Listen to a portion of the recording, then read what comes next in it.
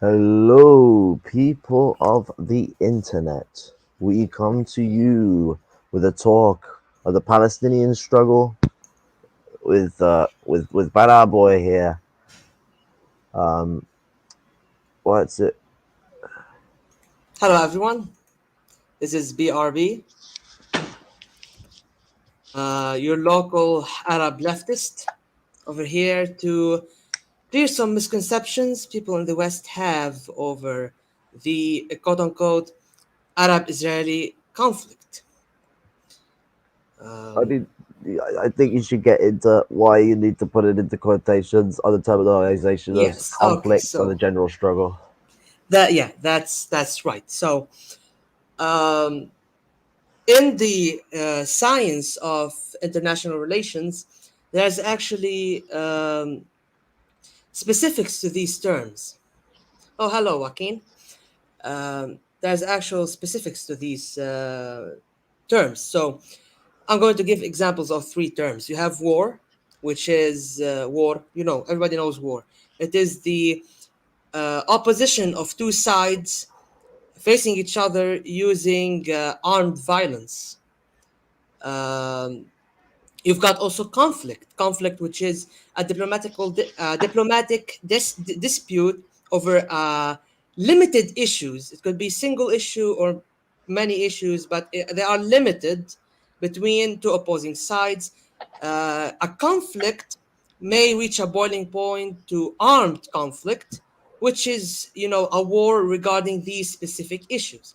And I have a problem when naming the Arab Israeli or sometimes the Palestinian Israeli conflict because we are reducing it to only Palestine while the war and the quote unquote conflict and the resistance is wider. Today you have Palestine, Lebanon, Syria, and more countries that are integral to this quote unquote conflict. And it's not a conflict because people would assume that the issue here is the land issue, which no, it's not only the land issue. That's actually a myth. I find a lot of neoconservatives in the West try to capitalize on. Yeah, you've got more than just a land issue or a religion issue, which is I really hate when people use that because that's not correct. We're not fighting each other because on differences of religion. Actually, this area, the Fertile Crescent, is very known for its multi-ethnic, multi-religious diversity.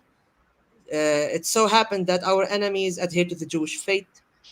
We're not fighting them because they're Jews. Now, how can we label the Arab-Israeli conflict correctly? We label it as a struggle.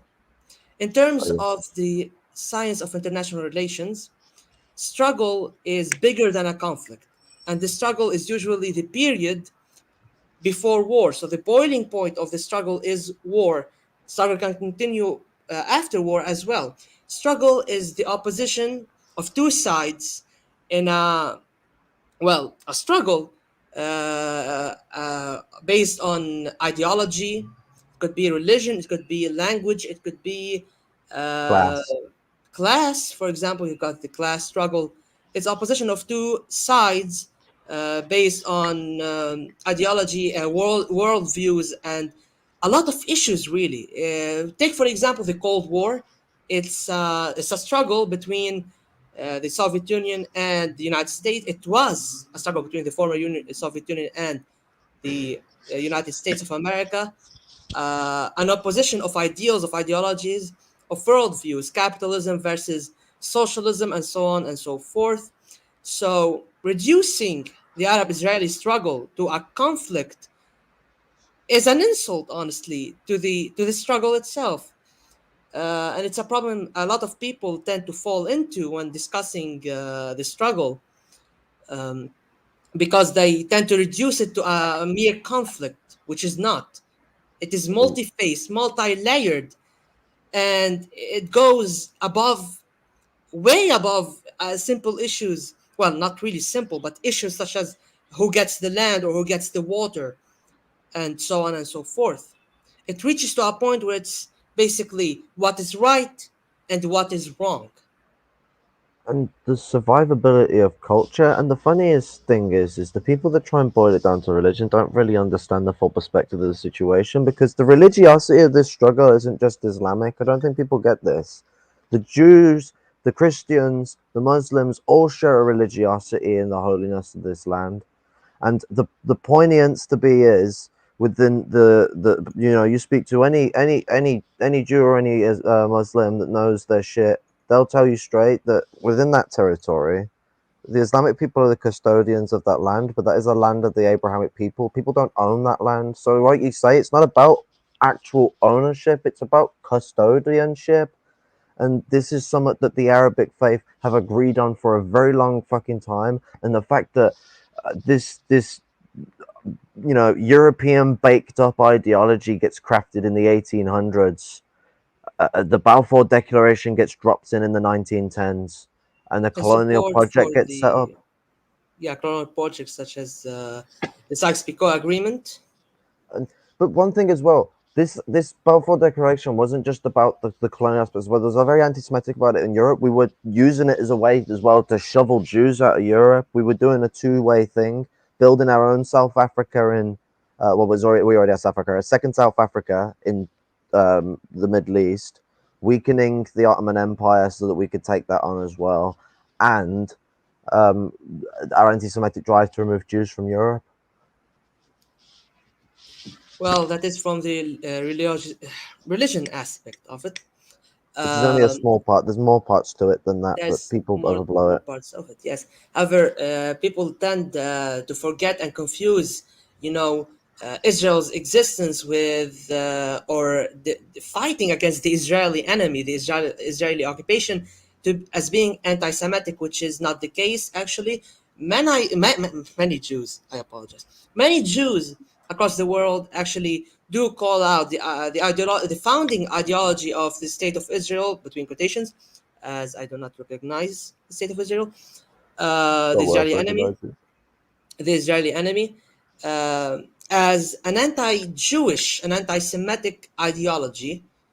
But honestly, I don't think I'm willing to talk about this. This is a topic that Jews or people who adhere to Judaism themselves should pick up and talk about it and attack Zionism more. And I believe people such as Comrade Net are doing that every day. The Jewish Bundist movement, the Jewish Bundist diaspora movement, to be precise, and so on and so forth. I Um, mean, it comes into the way that, because me and Net talk about this a lot, and it comes into an absolutely great shout out for Comrade Net there, BRB. Comrade Net is a wicked comrade, and what's it? I hope he's doing well if he is come about and watching this. But the because what's it? I'm pretty sure he's popped off onto Shabazz, but he might be watching. But it, here's the thing: when we look at the history and the aspect of this, and we're to talk about anti-Semitism, European settler colonialism, and a genocide that's been going on for absolute decades now, if not borderline a century.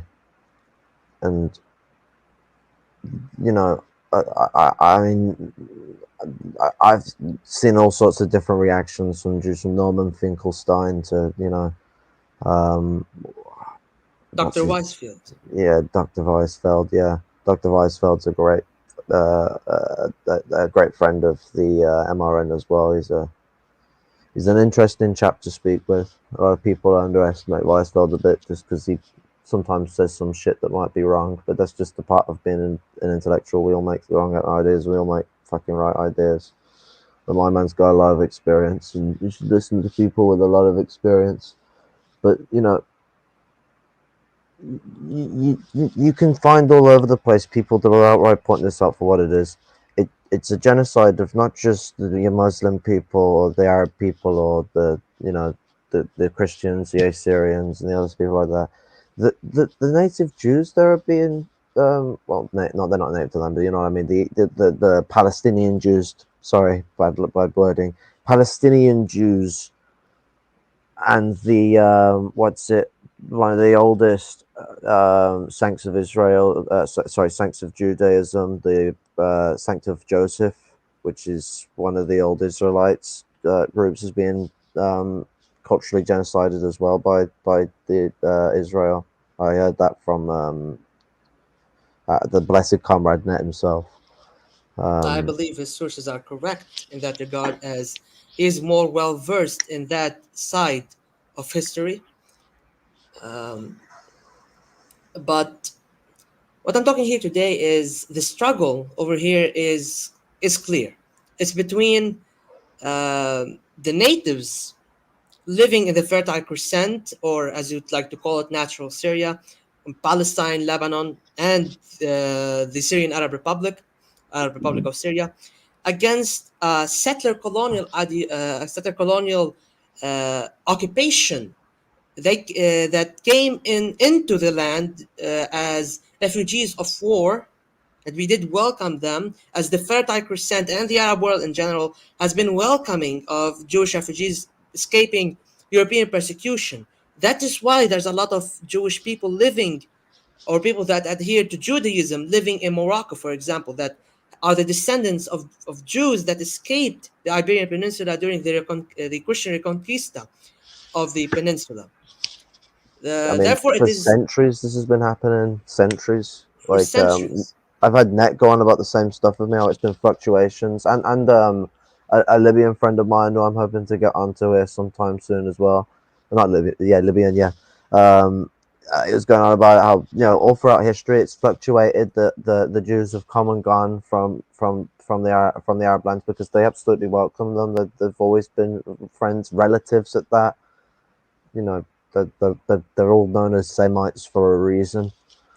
So when the quote unquote Israelis came to the Fertile Crescent, came to Palestine, they arrived on boats as refugees of the Nazi war machine, and they came in as refugees. That's how it began. Then they started getting armed by none other than the British Empire. They started getting money, weapons. They started organizing gangs, Well, the uh, King George's Hotel at one point as well. gangs, terrorist cells. Let's put it straightforward. Armed gangs with a lot of disgusting beliefs, actually, such as genociding the native Arab population, and so on and so forth. And actually, to put it in the words of one of the most horrendous people in our lifetime, Henry Kissinger, when he was talking to the former president, the late president of Syria, President Hafez al Assad, he told him, Mr. President, to put it frankly, and when Kissinger said that, it was one of the rarest times he was actually speaking the truth to President al Assad. He told him, Mr. President, I'm going to tell you frankly, the Israelis see you as the Native Americans, and they see your lands as possibilities for investments. They want to drive you off and invest in these lands for themselves. So we're already saying that the Israeli occupation, the Israeli enemy, is founded on a number of gangs armed by the United Kingdoms, brought into Palestine as refugees, backed by the Balfour Declaration, which is another piece of paper to back both French and British ambitions in the region. So today, it baffles me how a lot of people see the natives, the Arab natives, and all the natives with the Arabs over there, such as Assyrians, Kurds, and so on and so forth, in the region. As I said it before, the Fertile Crescent is naturally multicultural and multi-ethnic, multi-religious. It baffles me how a lot of people in the West don't seem to realize that, and that it's an issue of the occupier, of this foreign invader coming to settle on land that isn't theirs and drive off people that have historically protected them from European persecution. And if today we're going to the West is going to be calling us Arabs anti-Semites for doing number. First of all, we are the Semitic. We are genetically Semitic. We are of the Semitic race. We trace back our heritage to the Arabian Peninsula and, of course, the Canaanite tribes over there are also Semitic, and they were there long before the Israelites arrived into the Holy Lands. If we're going to talk history, I love um, this. You'd we be are. on fire, man. Thank you. We are Semites actually, and we have always, always welcomed Jews from European persecution, as I stated before. So if Europe really is going to call us now anti-Jewish and anti-Semitic, maybe they should have, worked on themselves to remove the remnants of the anti-Jewish and Nazi sympathies inside of Europe. Maybe resettle these refugees of war, these people that went through the Holocaust, resettle them in their towns, in their cities, compensate them for the horrendous acts against humanity that happened to them, based on European eugenics. It's not only Nazi; it was very propagated inside all of Europe in the 30s, in the 20s and 30s and 40s. So why should they be paid compensation by letting them slaughter us and take our place? European Jews have been compensated in Europe. If we're going to talk about, well, went through the Holocaust and now they deserve a state. Maybe Germany would be happy to give them a state. How about the American senators Well, that you know back what though? America?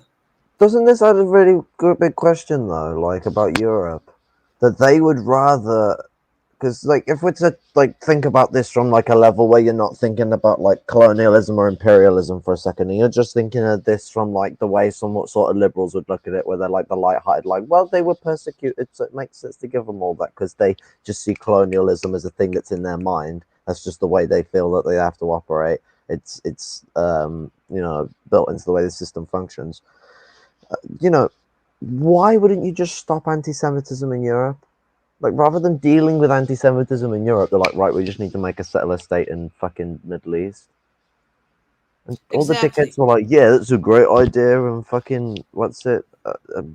Stalin was even a dickhead enough to do that, and other people that defend him, I find it hilarious, considering even he self-crited that it was a stupid idea. So maybe you should read forward and see that even he knew he was an absolute imbecile for doing it. And this attitude is actually very disturbing to me. This liberal Western attitude to the conflict that sometimes even reduce it to a humanitarian issue, just a Way humanitarian bigger than issue. that. It's way bigger than that. Reducing it to a humanitarian issue.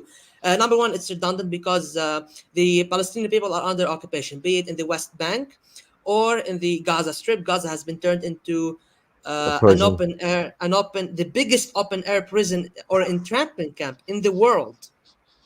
In the world, it's an open genocide, and no one is talking about it. They want to reduce it to humanitarianism. Now, I won't go into the topic of humanitarianism and how it sometimes creates more problems for the people it tries to help. Well, I mean, That's the shortest way to put it is they're not being humanitarian, they're being humanist. And humanism is a bourgeois ideology that's designed to make colonialism seem sweet and normal. It's Victorian.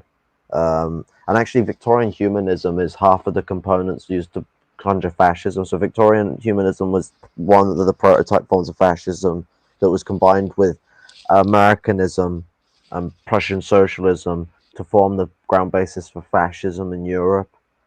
Um, what's it? so. No, Go go on. ahead. No, I'm done.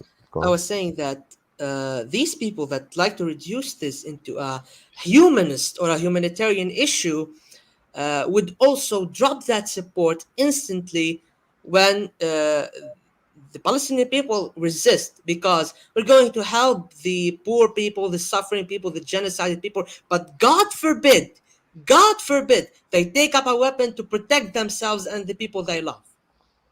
Because apparently, if they just sit down calmly and wait for this humanitarian aid and listen to all these liberals out there talking about the issue, maybe it just magically work out, like poof, abracadabra, it's been solved. No, we are talking about people getting genocided. We are people under occupation, people that for years and years and for decades, for almost a century, has been persecuted, has been kicked out of their homes, have been murdered, and um, and I believe, and this is actually a right, a human right, to stand up for yourself and defend yourself. They have nothing left than to protect themselves. Oh, hello, Falcone. And to push back against this reality that the Europeans and the United States and all these people that support them That was a have perfect timed comment for you to say the US. conveniency. Comedic timing is kind of my specialty nowadays. Just Uh, happens. So what was saying? What Burger was I spirit. saying? Go What was for I it. saying? Um, The way that got my all these train. nations are contributing towards the All these fucking nations are contributing to this genocide and are imposing this reality on the Palestinian people, on the Arab people of the Fertile Crescent, of natural Syria, of Lebanon, of Syria, of Palestine, even Jordan, and so on and so forth. And you do not expect these people to stand up for themselves and fight back. This is absurdity. This is the absurdity I see in the left. And I also want to address another problem that not the left, the liberals in the West. Now I want to address a problem within the leftist movement in the West, actually, to be precise, that I've actually seen a lot of people who that believe in and who are pushing people like me away from socialism. This is the issue that about the resistance, that as far as this group that is resisting occupation isn't the same ideology as mine, then I will not support it, which is quite frankly idiotic, considering that in this region that we live in, we have transcended ideology. Resistance is not bound by an ideology or an economic system. It doesn't matter on what side of the political spectrum you are. And to tell you frankly, if you see my profile picture, it's national resistance the national resistance movement in Lebanon. It was made out of communists, socialists, pan-Arab, pan-Arab nationalists, Syrian nationalists, Nasserist, Ba'athist, and so on and so forth. Same things going on in Palestine. The resistance in Palestine from all sides of the political spectrum has actually conducted exercises, and we have seen this unity of operation, this unity of beliefs in May 2021 in the Battle of the Sword of Jerusalem, Marakat Saif al-Quds, how it achieved such a great victory that all the sides of the Palestinian resistance have come together for Palestine, be it Marxism, Leninism, Maoism, Syrian social nationalism, the SSNP exists in Gaza actually, even though it has a small size. Be it Arab nationalism, be it straight up an Islamic resistance following an Islamic model. Um, because to be honest, Palestinians and us over here in the Fertile Crescent, we do not care. We do not care about ideology anymore, because resistance knows no ideology. The enemy is one. It doesn't matter the small differences of our ideologies, because the belief that we should fight for our land, for our homes, for our honor, for our lives, for our right to exist and live and continue living is worth more than little disputes along the lines of, oh no, we are Arab nationalists, oh no, we are Syrian, oh no, we should be internationalist Marxist. We do not care anymore. We're fighting together. And that's the attitude that the left in the West should drop. You should drop saying, oh, Hamas is not Marxist Stalinist, we're not going to support Hamas.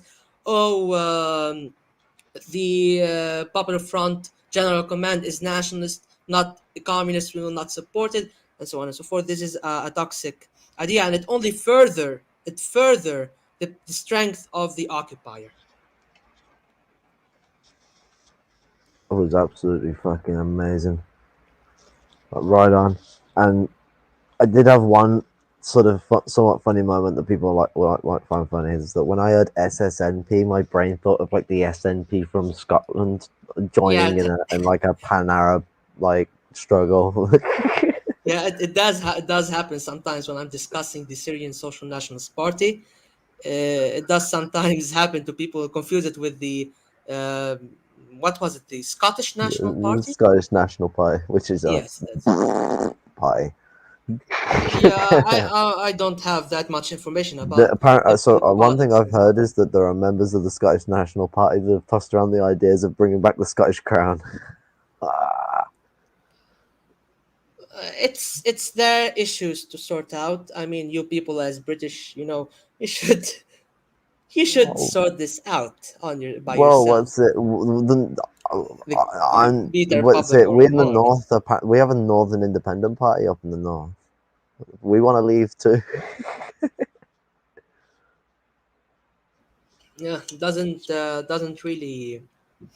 It's not really far off from what would happen because you guys have your own special culture. I believe, as you have told me, more Celtic culture, Celtic Well, culture. it's a mixture of Anglo-Saxon, Celtic, Viking, Norman, fucking what's it? Other forms of Breton Celtic culture and stuff like that. Because you've got the Cumbric cultural block and the Northumbric block. Of course, you get the Saxon settlements, which already started to, cause a bit of tension between the Saxons and the Anglos. I mean, that's where the story of King Arthur comes from. King Arthur was a Celtic king. The story is essentially that he was a king, but not really a king. Like he wasn't like a monarch. He was a king, like a king of men, like a leader. And that Merlin may or may not have been a man, and may not an old man, and may or may not have been a wizard. It's sort of like one of them. It's a really sort of hard written story. The Irish have talk about King Arthur better than I could, but the what's it? Apparently, having that blood in my veins just doesn't give me a jump start. But the King Arthur was an anti-Saxon Celt. He fought in a war against the Saxons when they were settling. That's the story. Um, he's that's why he's most kept well by the Irish, because they've always kept the struggle against the Saxons the strongest, and they've always kept the story circling. We've neutered the story in our own country. We don't even talk about his Celtic heritage. But the what's it? By 1200 and summit, they had already genocided the Cumbric language I speak, other than in Yorkshire dialect and I think other northern dialects that are in Cumbria. But I know the only one I really know about is Yorkshire. I don't know about the other ones. Oh, Um, as the English usually do. no one likes the UK. I'm pretty sure of that. Oh, I mean, we they don't. colonized the world. The They world even doesn't hate. like it. The people inside it doesn't like it. Yeah, it kind of happens when most of the world's independence days are actually by kicking you out. Doesn't help your case, Britain. But returning to the subject matter, the overarching topic we're talking about. The big old TPS. Yes, I believe you know, I have already defined that the Arab-Israeli or the Palestinian-Israeli conflict should be named as the Arab-Israeli struggle, as a better terminology, and I hope people start using this terminology more and more. Um, to replace wrong terminology such as the Middle East. The Middle East is actually a wrong terminology of the regions. It has always been known as either the Arab Mashriq or the Fertile Crescent or natural Syria for eons by now. It's always been the region's name. But moving on, I think we should I start mean, we went to talking the about. middle of Australia and called it New South Wales, so don't trust the English when it comes to naming directions of places.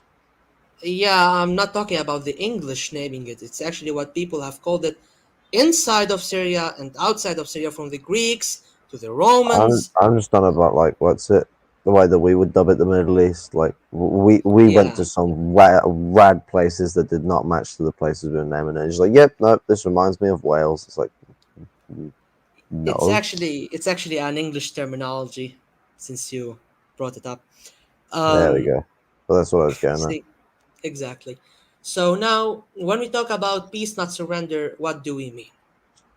So I want to start off by talking about a misconception that have actually been propagated by Islamophobic and racist uh, demagogues out there in the West, is that us Arabs, and usually confused with Muslims, even though most of us are Muslims, but we also have Christians that are against Israeli occupation, Jews that are against Israeli occupation, and so on and so forth.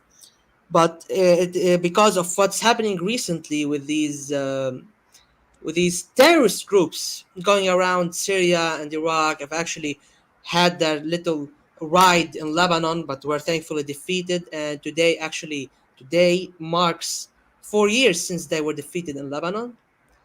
Um, I wanted to point that out. Because of these groups that we have actually been fighting as the Arabs of the Levant, as the Arabs of the Fertile Crescent, to curb this foreign idea of intolerance that they have, of terrorism, of these actions. We got dubbed terrorists instead of them. And we already know by then they were trained, funded, and armed.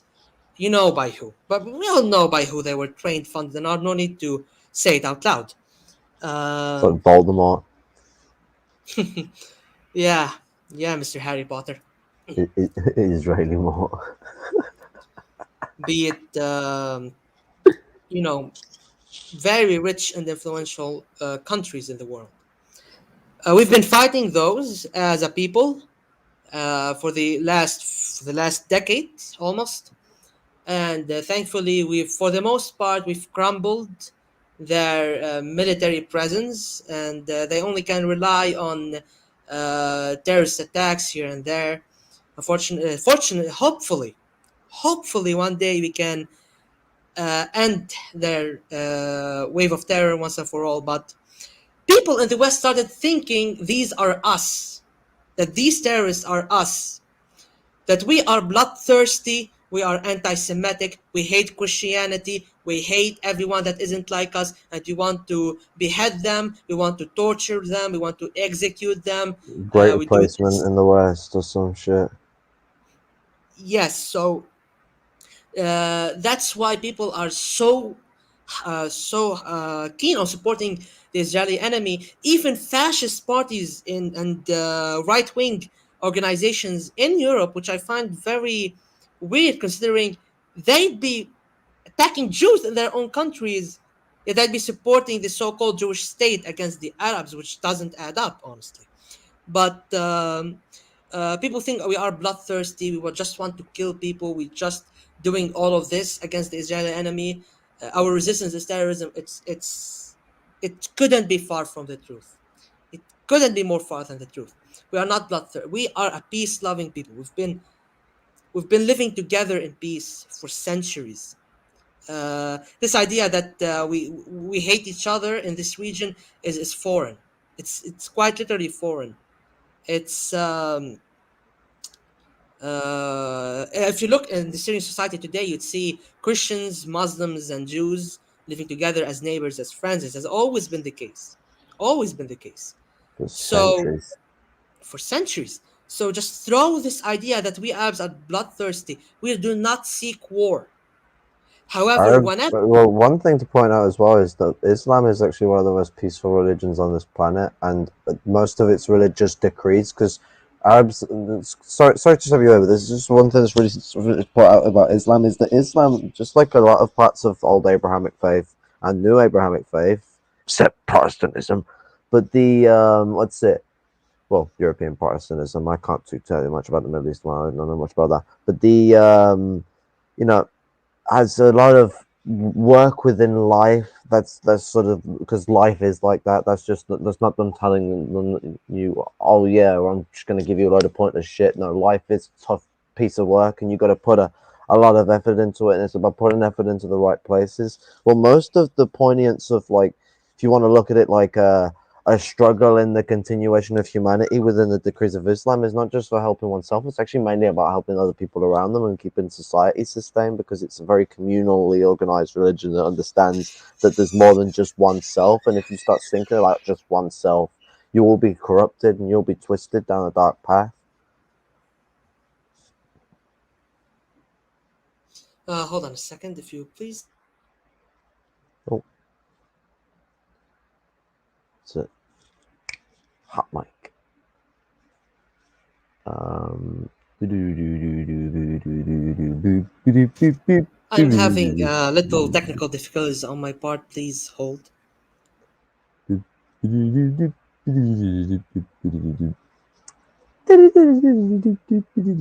All right. So, um, instead of calling us as bloodthirsty and murderous and so on and so forth, let's actually look at who is really the Oh wait, people sorry, you seeking. sorry as well. You forgot one backwards, but you might want to go into a separate discussion about that. But I just thought I'd remember to remind you that one because that one really infuriates me.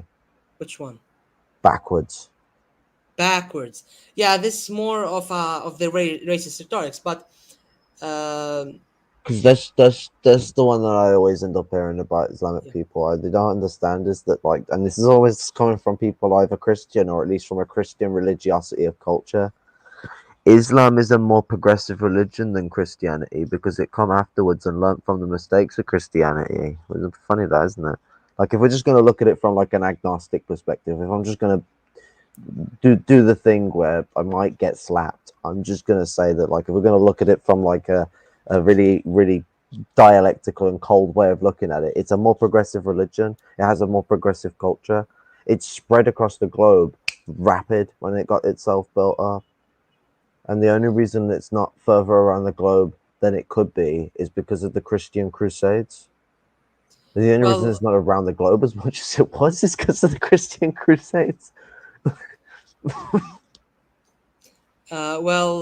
of course, what you're saying is correct. However, let's try to keep ourselves in the same topic. As you know, a topic such as big as the Arab-Israeli struggle.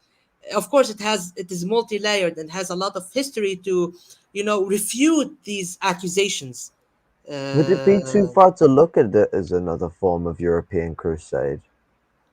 Possibly it could, as General Gouraud, the leader, the head of the French colonial army in the Levant, in 1920, General Gouraud, when he reached Damascus, he kicked the grave of Salahuddin al-Ayyubi. Jesus Christ. He kicked it, and he said, "We are here to stay." However, let's go back to our subject matter. So, if people are not going to believe what I'm going to say, what I'm saying right now about coexistence and so on and so forth, so let's point the difference between us Arabs and the Israeli enemy. Okay. People can go back to the resolutions of the United Nations that have um declared the actions declared Israel guilty of a lot of very aggressive actions from 1948. And you have resolution 3379 of 1975 that considered Zionism is a form, Zionism, the founding ideology of the so-called state of Israel, the Israeli occupation, based on resolution 3379 of 1975. It had considered Zionism as a form of racism and racial segregation, and it remained until the United Nations had to remove this resolution in 1991 under American pressure, because in 1991, as the Gulf War took place, the second Gulf War. The Soviet Union started cracking, and the United States managed to do that under the what's called the pretext of there's a new world order. It's Uh, funny because that's what they Israel, kept saying that the fucking communists were bringing in. But the fun, so the thing is, you're missing a point before you go forward on is that, and you were making it, is that when because the Soviet Union was one of the reasons why some resolutions would get through the UN because it had a seat on the UN Security Council. that is true. Now, I do also want to continue what I'm saying, if you please. Yes, just putting that back So, over. and if you'd ask Comrade Nat, as if you'd ask me, ask any Christian living under occupation, any Muslim living under occupation, any Jewish person living under occupation as well in the West Bank, for example, and in other surrounding countries, such as in Lebanon and Syria and so on and so forth, you'd get the same response. Israel is the biggest country that's against religions. I mean, most of its population is atheist. That it's the same so-called country that bases its existence on religious arguments that have been refuted by Judaism itself, by Islam, and even Christianity. Our problem is not with the Jews. We don't have a problem in Lebanon or Syria with or anywhere else with Jews. As I said before, we lived there for centuries, and I mean, you've also got the occupied, like the what's it, the Palestinian people that are within the occupied zone that are in the lower classes that are caged up in these slum sections that have locked gates at the bloody ends of them, like curfew or the stuff like that is proper South African level, uh, like apartheid, apartheid. Yeah, apartheid, like apartheid. there's Yeah, curfew, there's set up sections. You're all split up. It pushes everyone against each other and causes crime to absolutely go vapid. It's yeah, you it is a huge problem. Um, as well, you see, there's uh, a lot of tens of petitions or you know uh, asking around for opinions going around that want to guilt Arab people and other people as being bloodthirsty and murderers and so on and so forth. So you can see the American policy through them by backing the state of Israel, the Israeli enemy. And we should actually also say that the United States of America should hold responsibility for a lot of the actions of the state of occupation of the occupying state. And one of the main things I like to talk about, and that we should hold America accountable for it, is the Sabra and Shatila massacre in 1982 against Lebanese and Palestinian refugees in Lebanon. Unarmed people have been mowed down, cut down, murdered, defiled in disgusting manners.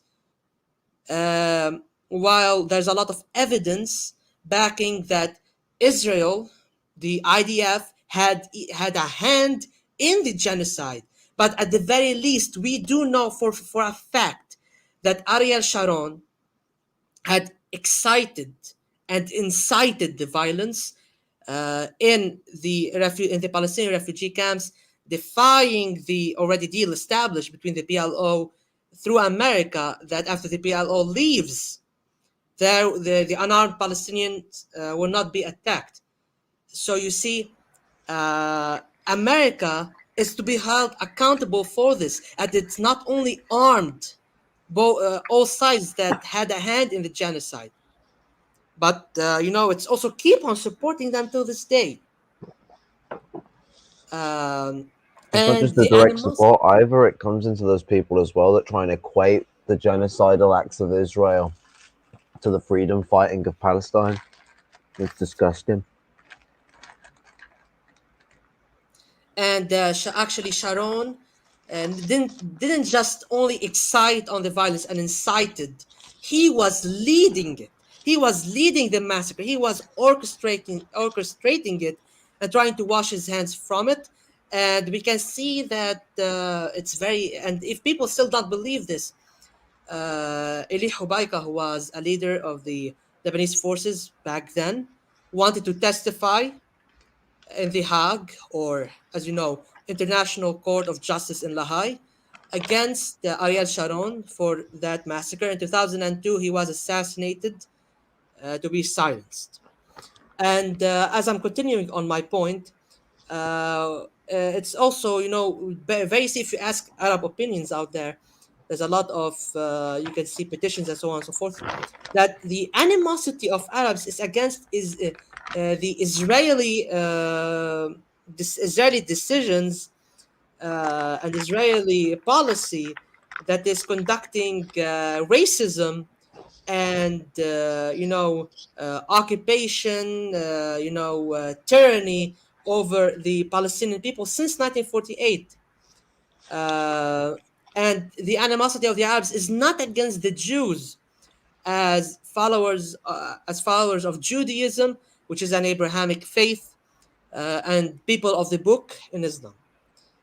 I mean, Uh, it's the funniest part to it is actually, if anything, they both come together in saying that Israel, on a religious basis, is heretic because it uses the Torah as a way to defend genocide and an absolute occupation of Holy Land. Like that's to form a national like fascist state centered around like White Judaism, supremacy. which It's like, well, no, well, yeah, white supremacy too, but it's like Judaism as well. Like the the biggest thing to respect about Judaism is it's not just one nation. It's like a collection of many nations that forms up Judaism. It's a very old, long-standing group of people that go way back, and these people, they've stuck it out. They've stuck together. They've gone through some fucking harsh shit the Jewish people have, and they have. You know what? Like the weirdest thing is everyone tries to point out towards the Arab people that they're anti-Semitic, or towards the Jews that they don't like the Arabs. When,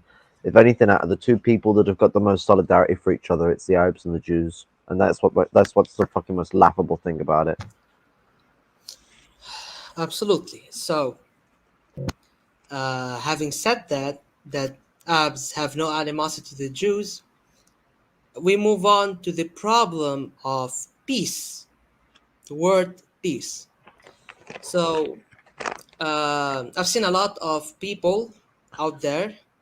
Unfortunately, a lot of people, some people, not say a lot, some people, even in the Arab world, unfortunately, and in the West as well, that believe dropping the weapon of resistance and giving up would lead to an everlasting peace. It's a lot prevalent with people like the neoconservatives in America.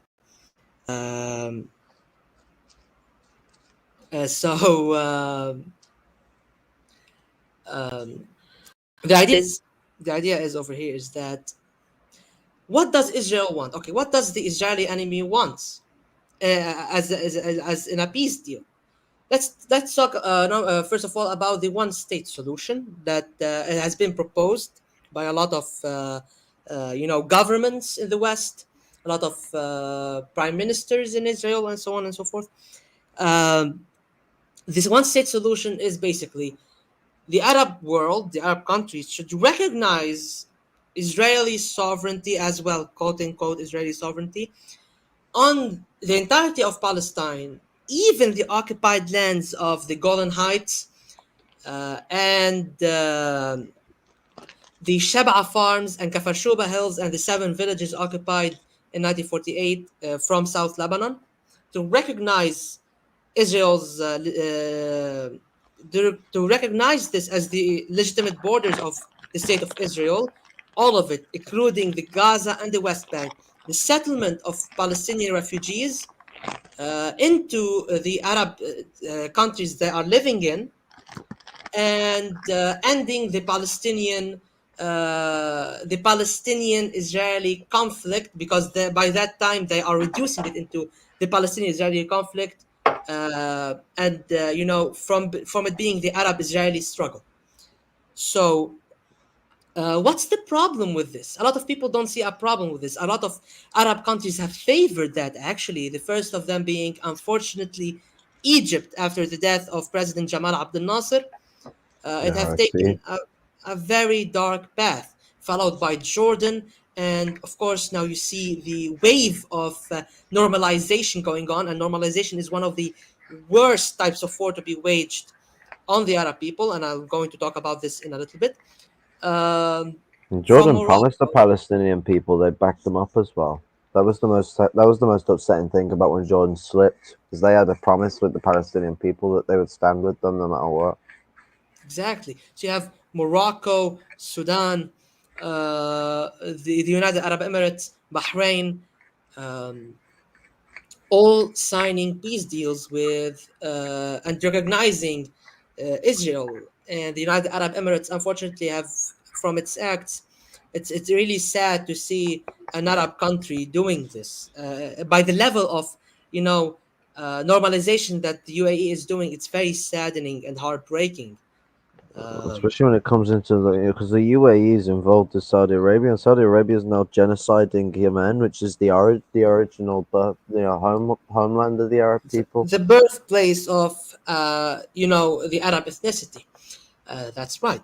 So it is saddening to see this, to make people this war wage called the normalization. It's a war wage on the Arab minds. It's not a war fought with guns. It's a war fought with media outlets, with money, with agent networks, backed Uh, by massive campaigns from the West, media, and monetary funds from the West to make the Arabs believe that normalization and this one state solution is a favorable option because it'll bring money and prosperity into these countries fighting against occupation. It'll bring peace. It'll bring, better relations with the West, no sanctions, more trade deals, more economic advances. While the reality of things is much more grim. Take for example Egypt.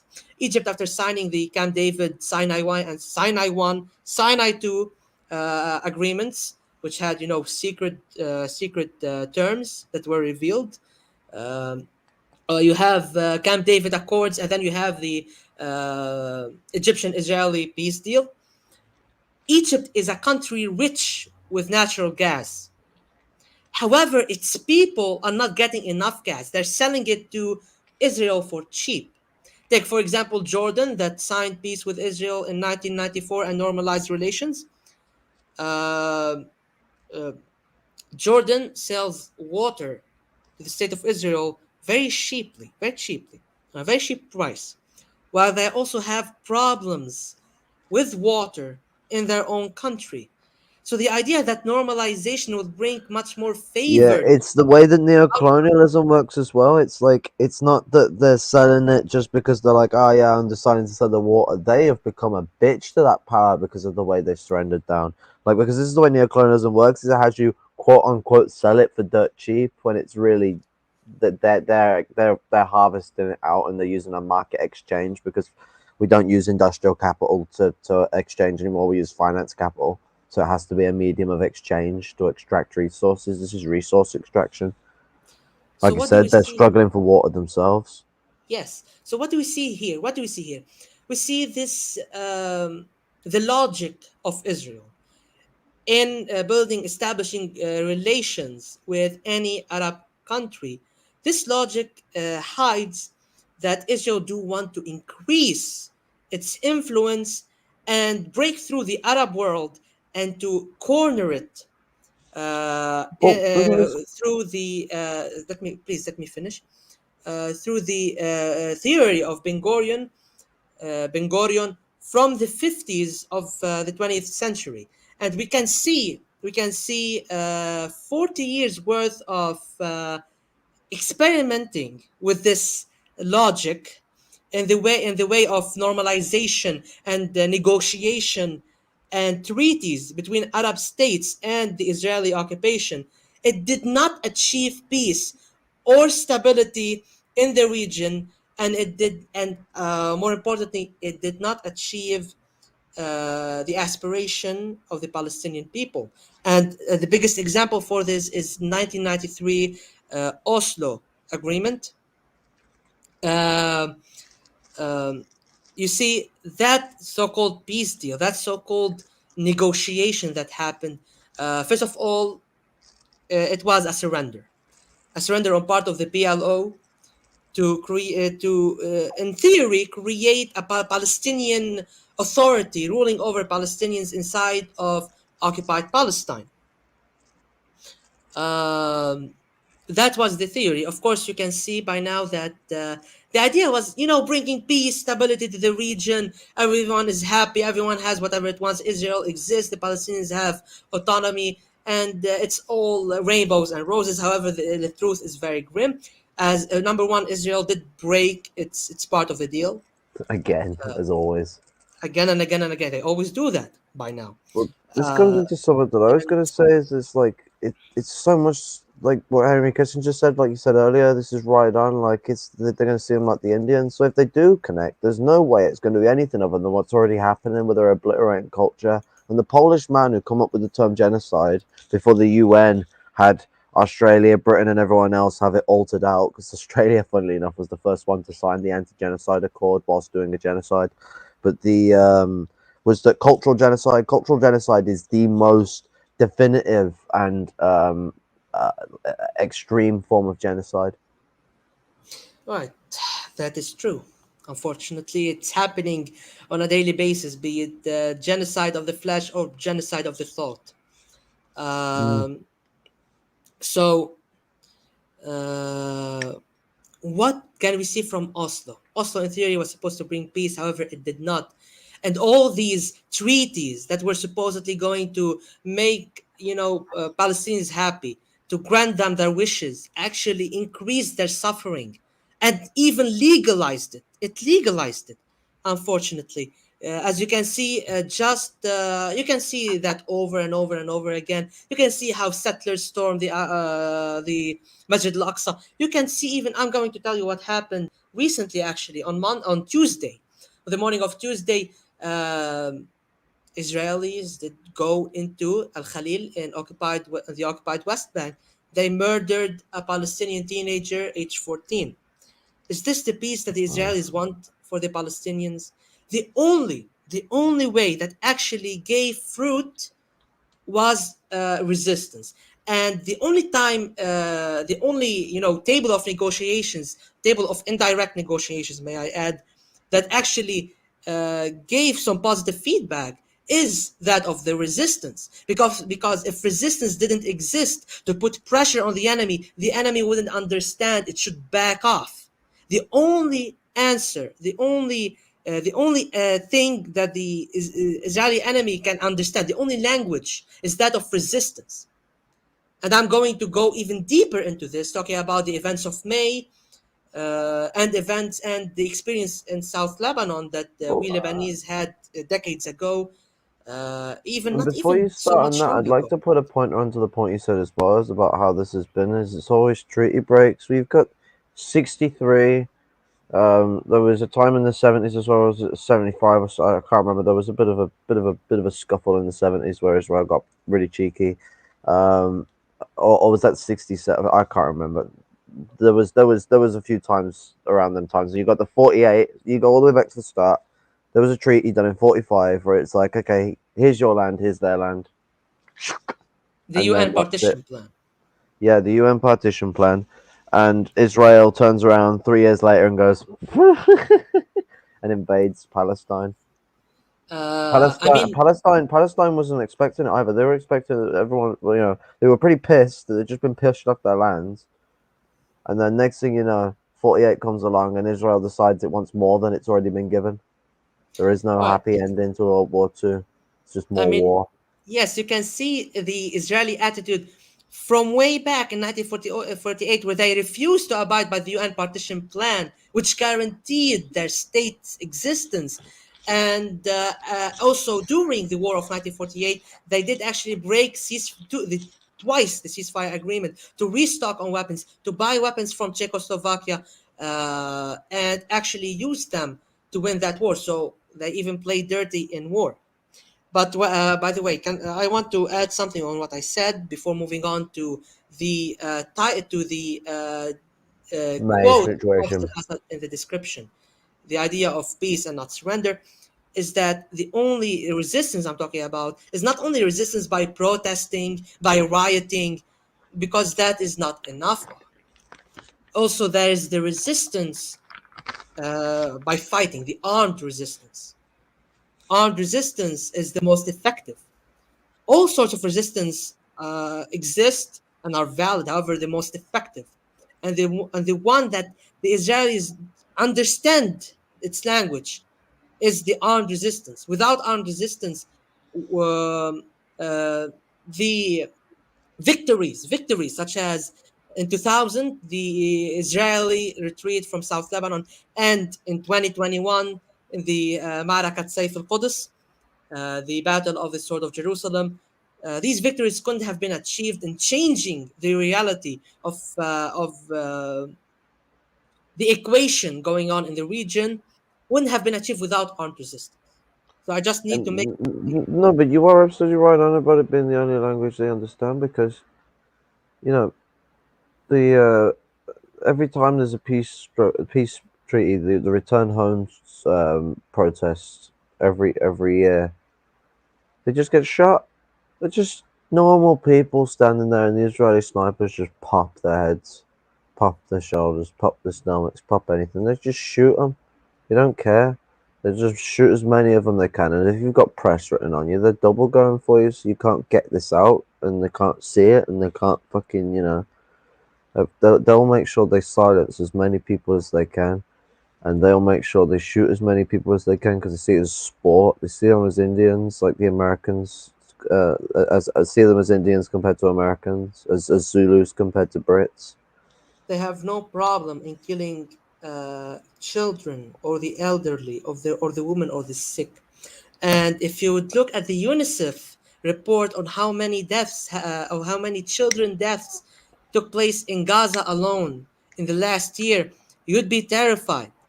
You'd be terrified. Terrifying. More than half a thousand child died. Jesus Innocent Christ. children that wanted nothing but living in peace on their lands have been murdered. Let me just put that into people's perspective. That is more than the U.S. lost in World War II. The U.S. only lost 440,000 people. Well, I say only 440,000 people in World War II. 500,000, 60,000 No, more is not even a small I'm amount. talking about 500 Oh, half a children thousand. alone. Sorry, 500. Sorry, I'm at a retard moment. Then Yeah, yeah, no I'm not problem, very no good problem. with. But it's still a lot. The I murder am of one dyslexic. child, the murder of one child is one child murdered too much. Oh wait, yeah, I forget that Gaza's a separate population. So it Why did doesn't I matter think it if would be it's 500? You. it Oh doesn't well. it doesn't matter if it's Everyone one. can enjoy laughing at me for having a fucking dyslexic moment or something. But Well, there I was mean, something I over wanted the to say years, it's about probably peace. 10,000 by now. It's if you're counting all the decades, the almost century of Israel's If you go for existence. the century, it's going to be more than 10,000 easy. So 500 in a year. Well, if you go back 10 years, you're already at 5,000. If it's around the same amount every year, and if it scales back, it's still going to end up being somewhere around 3,000, which is a so lot of people. I mean, what's it? Um, what was it? 100,000 people, I think. I'm getting confused with numbers. But one thing I wanted to say about peace, peace not surrender. So the extensive quote of that: peace is the peace you make, surrender is the surrender you prevent. The whole point of that is you don't get peace by giving up. That's the hardest. I mean, that's the easiest thing to do is just to give up and give in and lose everything. And that sounds. I almost feel condescending to say that, but I'm just saying that because the people who are in the struggle know this better than all of us, and they know that they've got to fucking keep keep fighting on, otherwise they've lost, and that's why they've been fighting on for so long. But mistakes have been made because when you're under this struggle for so long, it gets to the point where you just want it to stop. Think about being locked in a chair and being tortured because that's how these people have felt for essentially a century now. And do you know what? It's not the first time they've had to deal with shit like this. This isn't the first European fucking crusade on fucking what's it? the fertile crescent. The third consent. Um, they this has been something that's gone on throughout a very few centuries of history, very many, from German crusades to Anglo crusades to Frankish crusades. Spaniard, fucking what's it? I can't remember what. They have a different name for Crusades. The Spaniards, Inquisitions. There you go. Reconquistas Now that's it. as The well. Conquistadors. Yeah. Well, I think since we already talked about the first option, which is the first option that is never even on the table, that we will not even allow it to reach the table, which is the one-state solution, which is surrender. We don't want that. We throw it away. We move on to the second option that a lot Two of state. American administrations and Israeli prime ministers even talk about, and even a lot of Arab leaders talk about. It's this two-state solution. So, what is the two-state solution? A Basically, mess. recognizing Palestinian Authority as a state in the West Bank and the Gaza Strip, and sending all Palestinians from or Palestinian refugees and their descendants, granting them the right of return to their homes and resettling them in the new Palestinian state. Theoretically speaking, that will bring peace. However, here is the biggest issue. Um, Arabs tried that. So let me explain this. And I want to explain with a very maybe shocking fact to most of you, but a fact that has Strap in, everyone. Syria under the late President Hafez al Assad had have actually negotiated peace over a form of a two-state solution throughout the 90s. Now, okay, now from the first glance, a lot of people will start assuming a lot of things, so I need to explain this in details. I need the time to explain you this in details, and I'll start. So, it all started back in the 70s. So, from the 70s till the 90s, I'm going to go quick with it. 1973, the October War, Harb Tishrin, or as people know it in the West, the Yom Kippur War, took place. Anwar Sadat sold the Arabs out, and the Syrian army managed to liberate Quneitra and a part of the Golan Heights, and that's it. Then the war, that is, there was a ceasefire. Then there was switching prisoners of war, and so on. So Henry Kissinger is trying to hold a peace conference between the Arabs and the Israelis in Geneva. And of course, President Hafez al Assad refuses to join. And it's actually a funny, it's a funny scene. So Henry Kissinger goes around the Middle East. As I said, it's an English wrong terminology, but let's go with it for the sake of simplicity. Henry Kissinger goes from country to country in the Middle East, asking leaders about Hafez al Assad before he meets him. When he reaches the president of Syria, he tells him, Mr. President, I'm here to talk to you about something important. Hafez al Assad says, yes, I know that. Kissinger goes on and says, you might have heard I'm trying to start peace negotiations in Geneva between the Arabs and the Israelis, a peace conference. And Hafez al-Assad says, yes, I know. So Kissinger looks at him and says, well, Mr. President, I think I've been told false information about you. Everyone I talked to said you will not accept joining. And Hafez al-Assad sits there and looks at him with a smile and says, who told you I'm joining that conference? He knows about it. He's not planning to join it. So that's the 70s. Of course, President Nixon, Richard Nixon of the United States, the guy that got impeached after Watergate, the corrupt guy. All of them are corrupt, by the way. So he goes to Syria, talks with President Hafez al-Assad, and kind of gives him a promise that they're going to give him the Golan Heights back. And Kissinger fumes at this. But of course, nothing happened, impeachment and so on. President Ford didn't have the slightest idea about Middle East policy, so he gave it to Kissinger. And as you may know, Kissinger is a self-proclaimed more Jewish than Israelis, in his own words. He's the Uh, fucking what's it? Oh, there's this communist who says he's more Lenin. Lenin is his left it's communist, like that of Bordiga. It's like imperial. Bordiga Yeah, saying Bordiga. That's it. He's the Bordiga of imperialism. it's the Bordiga of imperialism. He's more Jewish than Israelis. So Imagine how his policy of the Middle East would be regarding the conflict.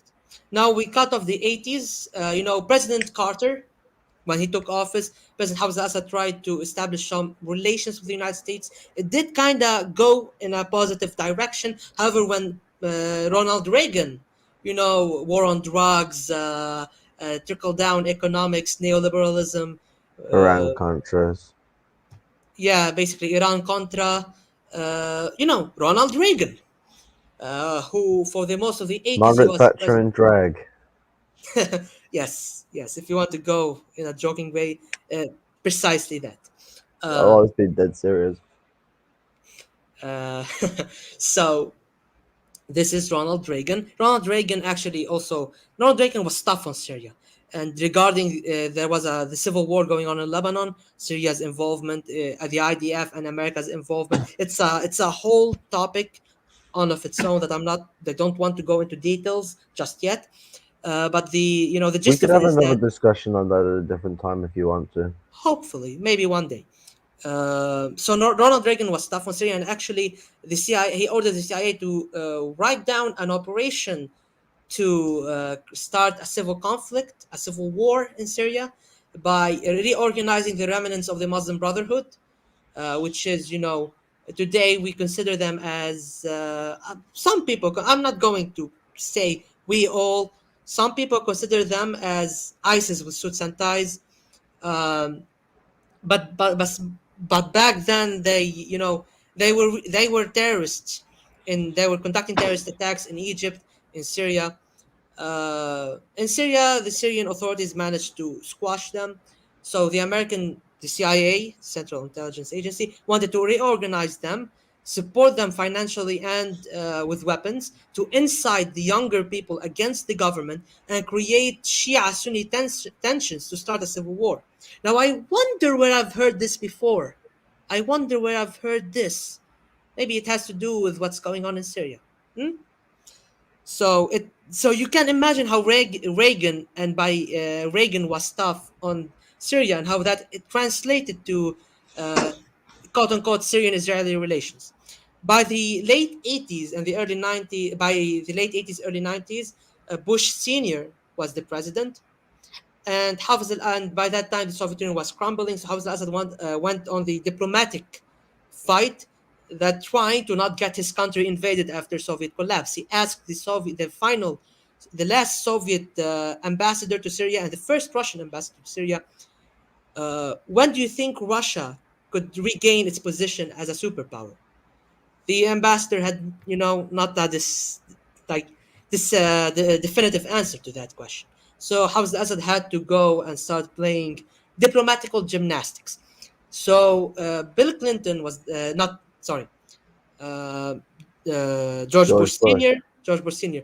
So Hafez al-Assad was opposed to Saddam Hussein's invasion of Kuwait. So he had agreed, actually, in a way, forced himself to join the UN coalition against Iraq. The Americans didn't even want the Syrian army there. However, Hafez al-Assad pushed it to go there. It's by the words of Dr. Buthaina Shaban in the Al Mayadeen documentary, The Man That Didn't Sign. It's in Arabic, but if anyone wants to watch it, it's Al Mayadeen documentaries. So most of this information is coming from that documentary. It's very good for people to go check it out. Um, so Hafez al-Assad joins against a lot of popular. The public wasn't really keen on fighting Iraq. They were opposing this. So this also translate of how Syria isn't a tyranny, because the public was opposing the decision of the government. But that's a discussion for another day. So the Syrian army joins in with 500 troops, and under one condition: they liberate Kuwait, but will not step one foot into Iraq.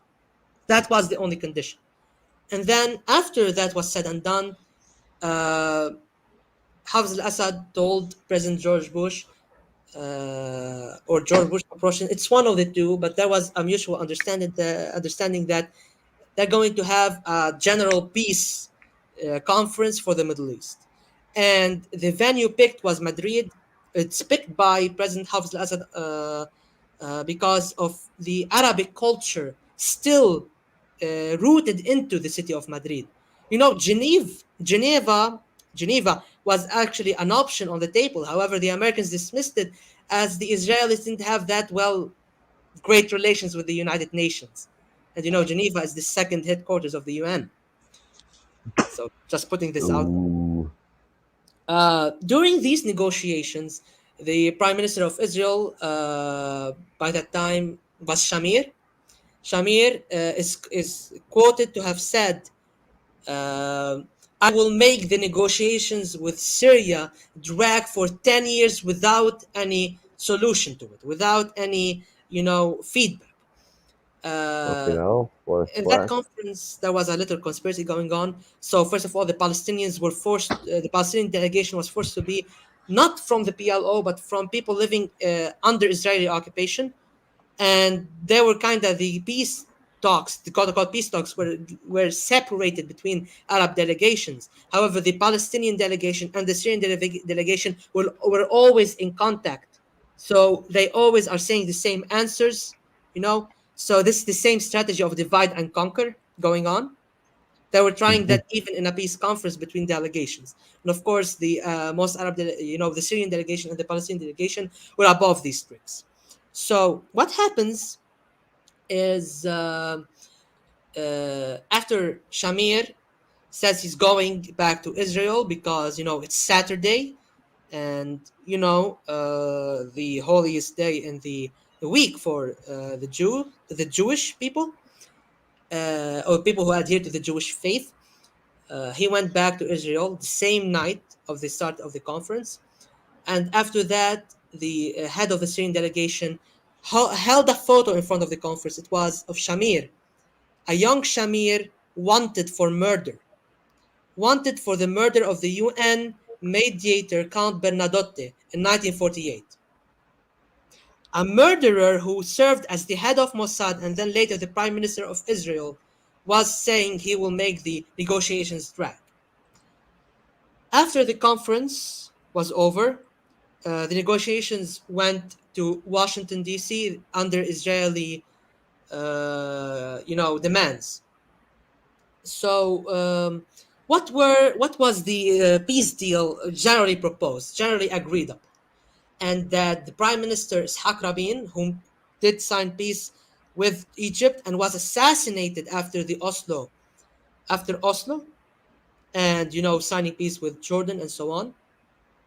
It's that Rabin kind of promised is the following: Israel will remove its settlements from occupied Arab territories in the Golan Heights, in the West Bank, in Gaza and South Lebanon, would retreat, would recognize a Palestinian state in the West Bank and Gaza in the pre-1967 borders, and so basically the post-1948 borders, and will grant the Palestinian people the right of return, and would allow the free transit of Palestinians throughout the territories. And that's a deal that the Syrians were not willing to go under, and it's actually intentional, because number one, if you look at it that way, this two-state solution, this is the best version of the two-state solution. Everyone is happy. Israel has the right to exist. It has peace with its neighbors, in theory speaking. Syria gets gets its land back. Palestinians have what they want, which is a nation state of their own, and have their rights. But the Israelis weren't so keen on it, and the Americans were trying to convince Hafez al Assad to take 90% of the Golan Heights, 90, and leave the 10%. It's nothing. It's 10%. What do you want from it? But Hafez al Assad wanted the 10%. Wanted to reach the Tabaraya Lake for strategic reasons. He knew the Israeli enemy will not agree with this, even though this is the best deal it can get from Syria, even though it's the deal that favors their existence. Because if you reach the Tabaraya Lake, you can supply, you can in theory supply the resistance in Palestine. And the Israelis were more afraid about that idea, even though if they agreed to that deal, that would be, in theory, peace. So the Israelis were more afraid of that, and the Syrians were not willing to go under that because this is the bare minimum. This is the bare minimum that the Syrians were ready to agree on, and it's such a high. The Israelis saw it at such a high bar that they didn't want to take it, even though Ishaq Rabin agreed to it in theory. However, of course, he was assassinated by Israeli people, and the following prime minister, you have Shimon Peres. Shimon Peres was a murderer. His actions in Lebanon speaks volume in all of it. In a like speaks volume. The aggression of 1996, the massacre, the intentional targeting of civilians, even the Kana massacre, where civilians were hiding, mostly women and children, were hiding in the United Nations, the UNIFIL headquarters in South Lebanon, in the village of Kana. It was shelled by Israeli tanks on purpose to murder these civilians, to put pressure on Lebanese resistance, which failed and which, marked Shimon Peres, the so-called pigeon inside the Israeli parliament, who wanted to become a hawk of war as a war criminal. And that's his legacy. That's the legacy he's going to leave behind. Him and Ariel Sharon and Benjamin Netanyahu and so on and so forth. All of these war criminals. This is the legacy they're leaving behind. So the negotiation with Syria reached its end in the year 2000, months before the death of President Hafez al Assad from a stroke. The Israelis, especially it was under Prime Minister Barak, the Israelis actually surprised the Americans. Even Bill Clinton took Barak to the side and told him, what's going on, man? Why are you doing that? I thought we had an agreement. Bill Clinton and Hafez al Assad were kind of friends.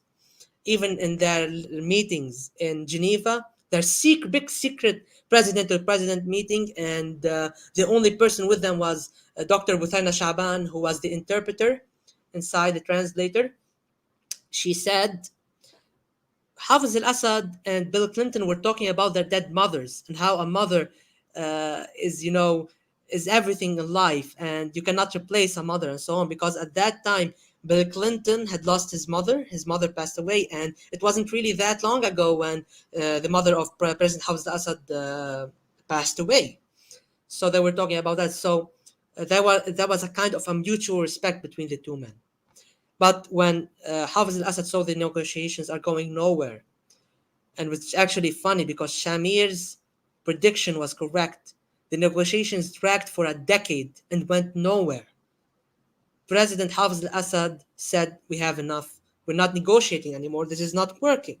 So you have the best version of the two-state solution that will guarantee everyone its rights in theory and will, achieve peace in the region.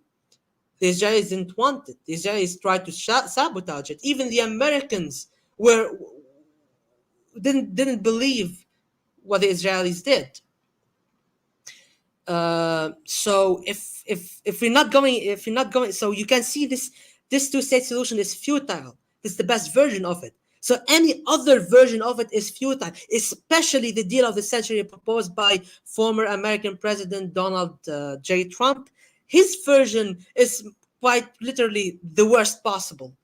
I've looked at that map and it haunts me in my nightmares of how it's very ignorant of the situation, and it's yeah, you can never trust Donald Trump to make perfect maps, can we now? Let's give the Palestinians just a sliver of land. Just a slither of land and it will magically solve everything. I mean, it's literally just a strip of land in the desert. That's it. So we can see now how the surrender piece, surrender, which is the one-state solution that Israel so very much favors, which is backed by the war of normalization waged by the media and by sanctions from the West, is futile and will not bring anything but more instability, as it has, you can see it. You can see for decades after Camp David and more of these same negotiations and treaties, Oslo, Camp David, all of these, they're still fighting, there's still war, there's still death, there's still genocide, there's still occupation, there's still instability today more than before. And as you can see, the two-state solution is futile. The two-state solution is something a lot of leftists and all liberals agree on. It's futile. It will not work. So what is the solution for this struggle? How can we achieve peace regarding this struggle? How can we achieve peace in the Middle East? How can we do that? There's only one option. There's only one option. So far, we've already said that resistance is the only way. Armed resistance is the only way. We've seen it in actually in Lebanon, armed resistance being starting from 1978 to 1982 to 1985, in 2000, in 2006. You can see again and again the Lebanese resistance, armed resistance that is, and disapproval of collaboration and disapproval of occupation. It led to the liberation of Lebanon and thwarting any possible aggressions in the future. Because as you can see, from 2006 onwards, there was no bombing in Lebanon. There was no Israeli plane dared to fly over Lebanon and bomb as a position in it. Of course, what happened, almost, I believe last month, where Israel attacked open fields, the Israeli enemy attacked open fields, the Lebanese resistance responded accordingly. And I don't need to talk too much about this. It's already been discussed. It's explained that the Lebanese resistance will answer to Israeli aggression accordingly. If they strike us in the night in open field, we'll strike them in the day in open fields. And it's that they have to as But well, ever since because if they don't, 2006 and the well, failure of Israeli aggression, I'd say one thing as well as it comes to this I as well is can't that hear you. well, this might be your problem. What's it? The problem is that they have to. That's the thing, is that if they don't fight back when Israel does this stuff, it'll just show them up to be a weaker target, then Israel will up its Exactly. ante. That's why they are constantly poke at it to see what its bites like. Armed resistance is the only language the Israeli enemy ever understands, and the only effective language that we Arabs use. So you can see Arabs used negotiations, Arab used mutual agreements, Arab used tried surrender, but the only thing that actually bore fruition was armed resistance. And I'm going to get into this right now, actually. So in Lebanon, we have experienced Israeli occupation for our own in the 80s, the 90s, even as far as the late 70s. We have experienced the only solution for the Lebanese youth was either three: either be forced to work under the Israelis, be forced to follow their commands, be forced to collaborate. There's a lot of people who were forced under threats, under the threat of the well-being of their own family, to collaborate with the Zionist enemy, the Israeli enemy, the Israeli occupation of Lebanon and Palestine. You've got people who, young Lebanese men, who were forced to leave the country because of the situation. You've got those who resisted this reality and fought back. People such as in the national liberation, the Lebanese National Liberation Movement, Jamul, in Lebanese, the Islamic Resistance of Lebanon, the أفواج المقاومة اللبنانية, أمل, all of these groups that cannot be counted that actually fought and won, with the Islamic resistance being, the most powerful out of the bunch. South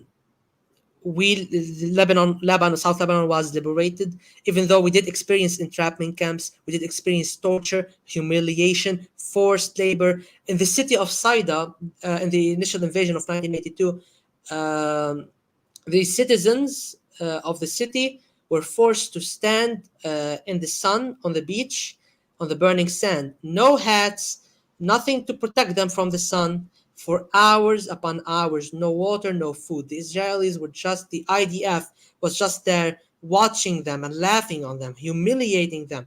Many people died of heat strokes. People died in torture. Prisoners were tortured in horrendous ways, actually. And they were left in very horrible places. The Khiyam entrapment camp, the Khiyam prison, معتقل الخيام, uh, it didn't allow the Red Cross to enter it for a long time before they actually allowed it to enter and check on our prisoners. And one of the main targets of the 2006 aggression was bombing the Khiam prison because it was a witness to Israeli brutality against the population of Lebanon. So imagine what happened in Lebanon, but for these couple decades, but as an everyday occurrence in occupied Palestine. Now, resistance also bore, as you can see, armed resistance was effective in Lebanon, and armed resistance was effective in Palestine, and is still the only way the Palestinians can actually protect themselves and impose their rules in the equation. Until May 2021, May of this year, until a few months ago, you can see that Israelis, the IDF, Israeli police, Israeli settlers were, storming houses in the West Bank, and Gaza, were kicking people out of their homes to the street with nowhere to go, places that lived there for generations, for centuries. For example, Hay Sheikh Jarrah, settlers would then move in, and it's been continuously going on until May. What happened in May last year was that the Palestinian resistance, who that by that point actually united in one front, united under one resistance command, and have actually also conducted joint military exercises in Gaza. They called it Al-Rukn al-Shadid, the strong corner, I believe is roughly translated. And you can see this coordination between all the resistance of all ideologies in Palestine that bore fruit. The resistance issued a warning to Israeli authorities. If the Israeli occupation doesn't end its actions in Jerusalem, they're going to retaliate. Nobody believed them. Nobody took them seriously. But they gave them until 6 p.m. the other day. In 5:58 p.m., the first rocket was fired and it hit occupied Jerusalem. That was a huge surprise for the Israelis, that they did not believe the Palestinian resistance had reached this level of strength to be able to reach anywhere. And as you can see, the battle, Ma'arakat Sayf al-Quds, the sword of Jerusalem, was a decisive victory. In terms that this is the first time clashes going on between the IDF and the Palestinian resistance actually led to the Israelis begging for a ceasefire agreement. They were begging for this. Is the first time they were begging for it. While Palestinians were out there looking in Gaza, were looking outside of their windows, seeing their own buildings crumble, were standing in the streets, looking at the aggression, at the murder, at the bombardment of civilian homes with their civilian population inside of it.